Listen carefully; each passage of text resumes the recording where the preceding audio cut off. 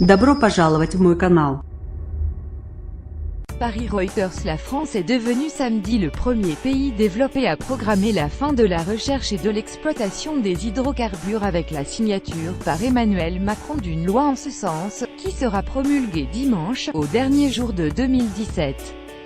Le chef de l'État, accompagné par le seul porte-parole du gouvernement, Benjamin Griveaux, a également signé à l'Élysée, en direct à la télévision, les projets de loi de finances et de financement de la sécurité sociale pour 2018.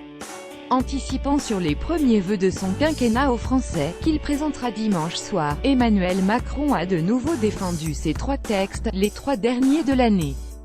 Il a ainsi fait valoir que le projet de loi sur les hydrocarbures, définitivement adopté par le Parlement le 19 décembre, était conforme aux engagements internationaux de la France en matière de lutte contre le réchauffement climatique. Les deux autres textes, a poursuivi Emmanuel Macron, permettront d'améliorer le pouvoir d'achat des Français en lançant la suppression par étapes de la taxe d'habitation pour 80% des ménages. Le chef de l'État a réitéré la promesse d'une réforme en profondeur à l'horizon 2020, qui permettra de supprimer cet impôt pour la totalité des Français.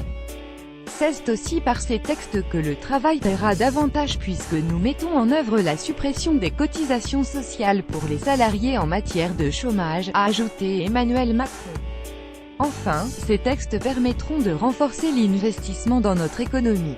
Avec la baisse de l'impôt sur les sociétés qui sera ramené à 25% à horizon 2022, le prélèvement forfaitaire unique à 30%, qui permettra une fiscalité de l'épargne plus claire, plus incitative, et le remplacement de l'impôt sur la fortune par l'impôt sur la fortune immobilière.